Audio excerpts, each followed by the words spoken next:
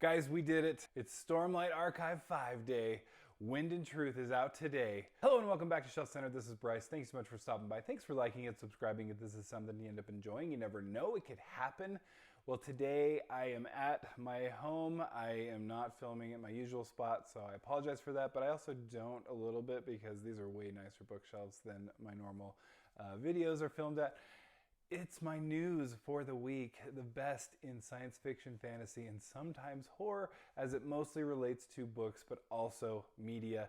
Really, we don't have much media today. It's all in the books, so let's jump into it. As I mentioned in the intro, it is Wind and Truth, Stormlight Archive 5 Day today. This is the release day. I was hoping to have the book in hand. I went to Barnes & Noble yesterday, our local, really our only chance at finding it. I actually went into Walmart thinking, hey, maybe they are on the ball finally with some Sanderson. It wasn't in either place. Not yet. I was hoping for some early release buying, but you know, I will hopefully have to do that today. So anyway, Wind and Truth is out today. Sanderson talks about, as he's signing Wind and Truth, he's got it on one of his many channels, probably his Instagram or something like that, but he talks about how for Wind and Truth, which is the 5th book in the Stormlight Archive, it is the end of the first arc. So there's 2 arcs, 5 books each. This is going to be a 10-book series total.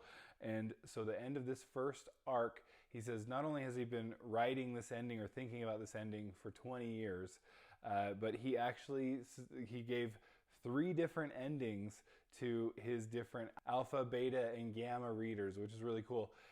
And then funny enough, didn't use any of them in the final book. So that's kind of probably cool for them because the alpha, beta, and gamma readers, they get to see more of the rough product. They don't really get, to get those big surprises. They do, but they don't, anyway, this is going to be the big surprise with everyone.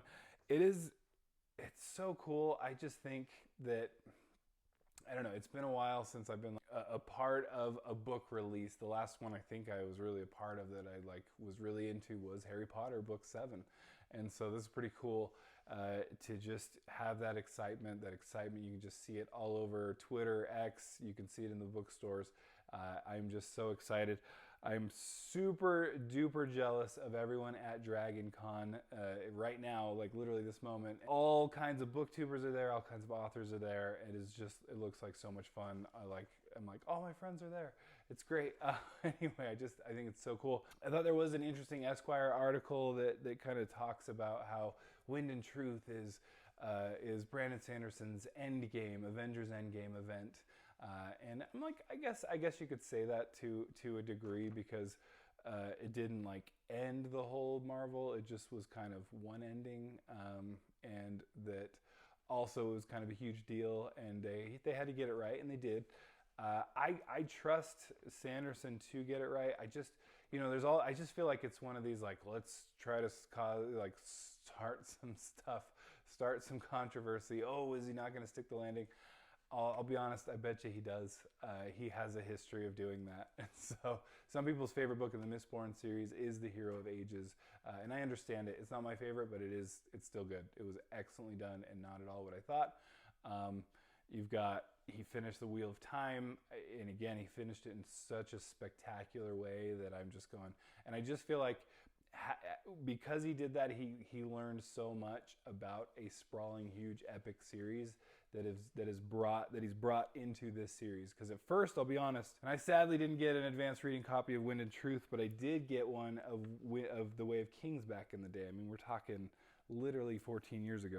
Back when I got this, I remember being having read it and going, I was really disappointed that he still had to write Wheel of Time and waste his time on that when I wanted him to write his own book in the Stormlight Archive. So, but I think, some perspective, hindsight's 20/20, right? It's going quite well. And again, he has a history of doing this well. So Dragonsteel, like I said, there's lots of great just pictures out there with lots of people that I connect with on Twitter/X or just on booktube or whatever, that are all getting together and taking pictures together. And anyways, just it looks like so much fun. And I can only imagine, having just done FanX not too long ago in the same relative place, and how much fun that is just to geek out and dress up and just, be a part of just like-minded people. It's so fun. But there's been announcements, as there tend to be, because it's Dragonsteel and because it's Brandon Sanderson. He likes big events and excitement, and he does such a good job. Obviously, that's why he does well with his books, and he just, he gives us all these exciting things. And again, he's always been able to deliver. That's the thing. That's the beauty of what he does. So there's two big announcements so far. I'm sure there might be more, but the biggest ones I saw, number one, Tailored Realities. Sanderson has been talking about this lately, where he was working on a novella to kind of pull together all of his short stories into one new, book. That's not, we have Arcanum Unbounded, so we have a number of novellas and stuff collected. So this is essentially another collected short stories book with a new novella that he wrote, which is called Moment Zero. And we have a release date, but no cover. So the release date is December 9th, 2025. So at first I was like, it's coming out this soon? Yeah, that would be 2025. I'm already in there, apparently. Usually it's the problem is the other way. Anyway, the other huge Dragonsteel announcement is apparently Dragonsteel will be doing deluxe editions of The Wheel of Time. And so we already have The Eye of the World announced. And it's if I needed more to spend my money on. Because I'm already like, well, I have to get Wind and Truth as it's out because I'm ready to read it right now. But also when it comes out as a limited edition leatherbound, I guess I'll eventually have to get that. So how many copies will I have in the end? I'm sure there'll be an audiobook at some point. That's how I do, apparently. That's how they get you, but I'm happy to be gotten, I guess. All right, that was all. I don't, as you know, I don't like burying the lead if I can avoid it. Maybe one day I'll be a better YouTuber. But there's also some more cool news, though. So The Witcher news. We've talked on this channel about The Witcher. There being another book in the Witcher series that Andrzej Sapkowski was writing. It's 10 years after the last book came out. I did just barely finish the entire series, so I am fully caught up and ready for the next one. There was all this kind of speculation as to what it is. So first of all, if you want to jump ahead and not get kind of spoiled on some of these things I'm going to be talking about, because we finally have an idea of what it's even going to be about. The speculation was it going to be a continuation of the series? Was it going to be an early life? Where are we looking at, this coming into play on the timeline? So I'm going to be talking about that a little bit. We do have a title as well. So anyway, those things, right, and a cover even in Polish, the Polish cover, but so I guess the art isn't Polish probably, but the words on it, and it's probably not what will be, it will come out in America, at least, and that's what I care, because that's where I end up buying things. Down in the description, you'll see where to jump ahead to if you want to avoid some of these spoilers. So anyway, they're minor spoilers, I think, but I've been corrected. I've been wrong before. Anyway, first of all, the title that's been announced is either Raven's Crossroads or Crow's Crossroads or Crossing, it's hard, or the Crossing of the Raven and Crow, and or the Raven, and there seems to be some debate on which one it could be. Only is in Polish right now. We'll get it eventually, I'm sure, as an English translation, which I think they just do a really good job of. There is a cover, like I said, and I'll put that here. It's looking pretty cool. I like it so far. It's definitely not matching any of the 12,000 editions that we have in the US, but I like it, so that's good. Let's get into what actually is, again, this is minor spoilers because I don't really have a ton of details. We generally just have that it's going to be about early life of Geralt, and so we're talking, he's like 18 to 20-ish around there, and so kind of like his getting started into the Witcher business. So I think that's pretty cool. It makes the most sense. Again, because it's a spoiler, I'll get one more even like deeper spoiler. But I do think the ending does leave some room for something else to happen, is all I'm saying. So anyway, let me know what you think. So anyway, that's our Witcher news. Let's jump on to the next item. Next business, we got a couple of cover reveals, which I think are cool. We got first off, well, one I like, one I'm like, iffy on, but we'll get to that. So Level Unknown, this is going to be the newest from David Dalglish. Dalglish is a pretty consistent author. If you want someone who's going to be publishing the books and you're a fan, you're going to be well treated, I think. So this next one, Level Unknown, it looks like, I love the cover, first of all. I think it kind of has some YA vibes, which I'm fine with. Nothing against it. It looks cool. It looks like what it is, which is lit RPG, and I like seeing that lit RPG now more and more, with Dungeon Crawler Carl getting a traditionally published deal. That traditional publishing, it seems to be on the slow end, but we're finally doing it. And so this is another what looks like lit RPG, and I'm all there for it because these are just so much fun. Then the next one, the one that I said I'm kind of disappointed in, Red Seas Under Red Skies. This is Lies of Locke Lamora Book 2, or Gentleman Bastards Book 2, by Scott Lynch. It's got a cover, new one. It's matching the new one they came out with for Lies of Locke Lamora. I just think these ones are like, they're a little cartoony, like, and YA, not, and this is, I actually do mean in a bad way, just for the fact that this is not a YA series. I'm like, what are you trying to sell here? So obviously just books and they don't care, but maybe that's my own opinion.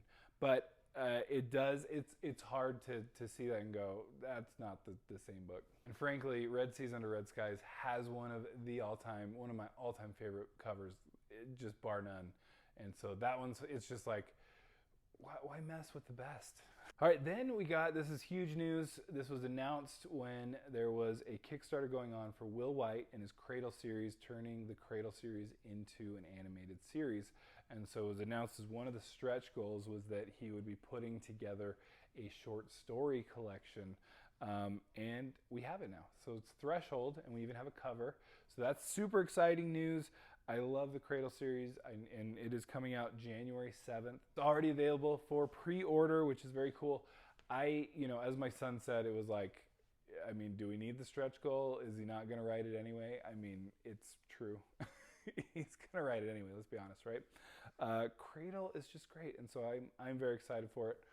I've got my beautiful Cradle copies here and then some more on the way, so I'm excited for Threshold. Finally, our last bit of news before we call it a day and before we get bombarded with some more news of Dragonsteel, I'm sure.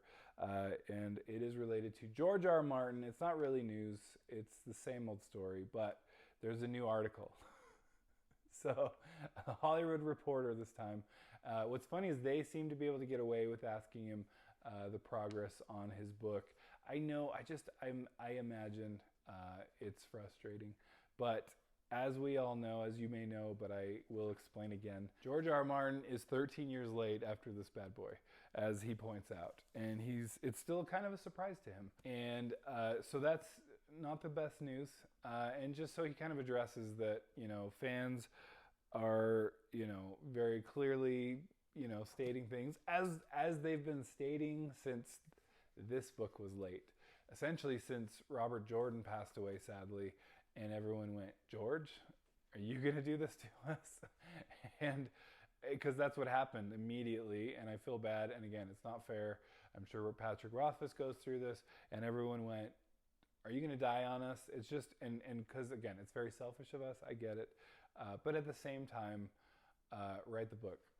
Anyway, he says he's still focusing on it, and I've made mention because I love some of his short stories in my top 100 sci-fi list that I've been going through. I love George R. R. Martin science fiction. He has some great stuff. Sand Kings, A Song for Leah. There's more.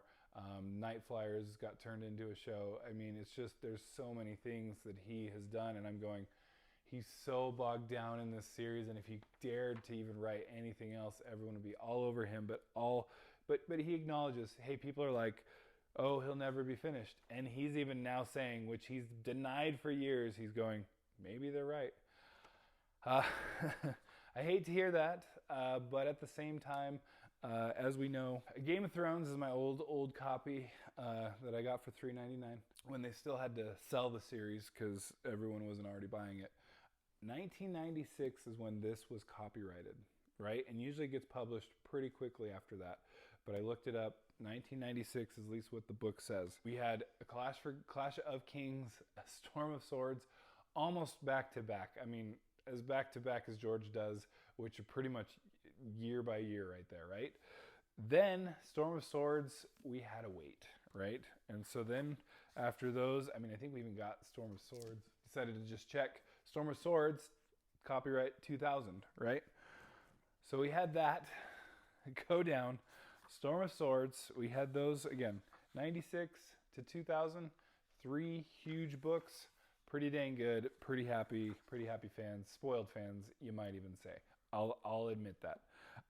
Then we had our first kind of concern, right? So we had A Feast for Crows come out 5 years later. So we had a 5-year delay. That's not what fans were ready for, 5 years delay. And then at the very end of this book that was already 5 years late, that we'd been made some promises. And at the very end of the book, but before the appendices, we have Meanwhile, Back on the Wall. And we had this promise that I know George R. R. Martin regrets to this day, where he said, "There's more to come, another book as big as this one. I did not forget to write about the other characters," because this was the book of the characters in the South, right? He was also writing the book on the characters in the North, and what we were kind of given to understand was those were all being written at the same time. It just got too huge to publish, so he divided them up, right? He literally says, "I was still writing when it dawned on me that the book had become too big to publish in a single volume, and I wasn't close to finished yet." And so to tell all the story that I wanted to tell, I was going to have to cut the book in two. The simplest way to do that would have been to take what I had, chop it in half around the middle, and end with "to be continued." The more I thought about that, however, the more I felt that the readers would be better served by a book that told all of the story for half the characters rather than half the story for all of the characters. So that's the route I chose to take. Tyrion, Jon, Dany, Stannis, and Melisandre, Davos Seaworth, and all the rest of the characters you love or love to hate will be along next year.